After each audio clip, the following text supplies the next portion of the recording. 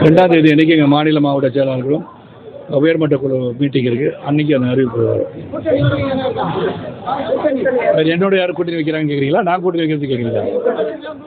அதாவது முதல்ல 2ஆம் தேதி மாநில மாவட்ட எங்களோட உயர்மட்ட குழு சந்திக்க இருக்கின்றோம். அதுக்கப்புறம் ஒரு முடிவு எடுப்போம்.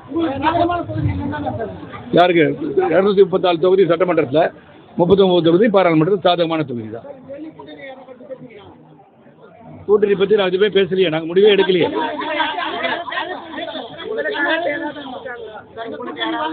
அது நான் 2ஆம் தேதிக்கு அப்புறம் சொல்கிறேன்.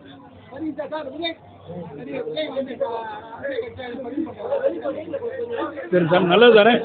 எல்லாரும் அரசியல் வரணும் தானே சொல்லிட்டு இருக்கிறோம். எல்லாரும் அரசியல் வரணும் தான் நான் சொல்கிறேன். இதுக்குள்ள இது ஒரு திருமண நிகழ்ச்சி வந்துட்டு போகிறேன். அதெல்லாம் நீங்கள் கேட்டு அவர் தெரிஞ்சுக்கோங்க. அவரை பற்றி ஆய்வு செய்து அது என்னவென்று நீங்களே தெரிந்து கொள்ளுங்கள். இதுக்கெல்லாம் நான் பதில் சொல்ல தயாராக. நான் முற்போக்கு சிந்தனையாளர்.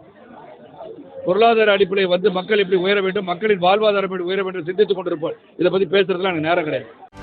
செய்திகளை உடனுக்குடனும் துல்லியமாகவும் தெரிந்து கொள்ள சப்ஸ்கிரைப் பண்ணுங்க.